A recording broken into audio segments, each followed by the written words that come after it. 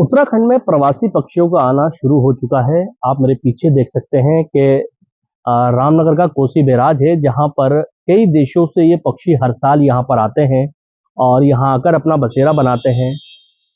जाड़ों की शुरुआत में ये यहाँ पर अपना बसेरा बनाते हैं और लगभग 4 से 6 महीने यहाँ रुक करके एक बार फिर से हजारों मील की यात्रा करके वापस अपने देशों को चले जाते हैं।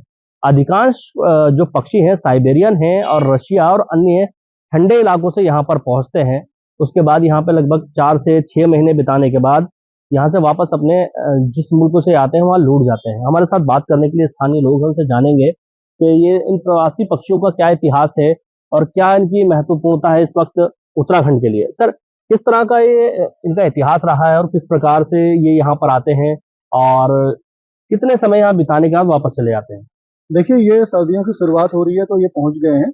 ये जैसा कि आपने बताया साइबेरिया से, मध्य चीन से और उन क्षेत्रों से आते हैं जहां इस समय बर्फ पड़नी शुरू हो जाती है और वहां के जलाशयों में वो जम जाते हैं जलाशय। तो उनको भोजन की तलाश में वो लोग यहाँ आते हैं। हजारों किलोमीटर का सफर करके वो यहाँ रामनगर का जो कोसी जलाशय है इसमें देख रहे होंगे।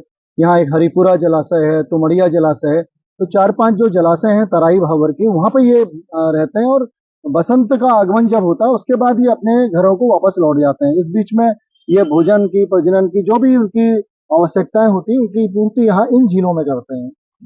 ये पक्षियों को यहाँ आने के बाद जो स्थानीय लोग हैं उनके लिए तो एक तरह से फायदा का सौदा रहा है, क्योंकि इनको देखने के लिए न केवल देश के बल्कि विदेश के तमाम पर्यटक यहाँ पहुंचते हैं।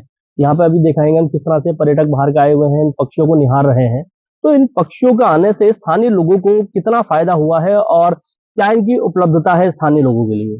देखिए, जो रामनगर है और कॉर्बेट की बात अगर हम करें तो पक्षियों की विविधता के लिहाज से काफी अच्छी जगह है ये।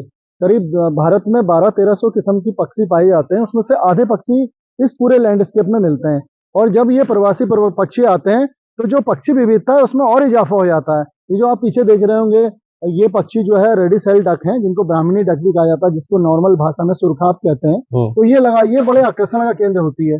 इसके अलावा गल आती है यहाँ पर, डक्स आती हैं, गीज आती है, कई तरह के यहाँ पे प्रवासी पक्षी। एक आइबिसबिल नाम का पक्षी आता है, उसको लेके बड़ा क्रेज होता है लोगों में देखने का, विदेशियों में खासकर। तो जो पक्षी प्रेमी हैं और खास तौर पर सैलानी हैं, ऐसे बर्ड वॉचर्स जो अच्छा पैसा भी खर्च करते हैं और जिनके बहुत अच्छे पैकेजेस होते हैं, वो लोग जो है पक्षियों की विविधता को, उनके लिए बड़ा अच्छा इस समय मूवमेंट होता है जब पूरी सर्दियों में जो है प्रवासी पक्षियों का यहाँ पर प्रवास रहता है।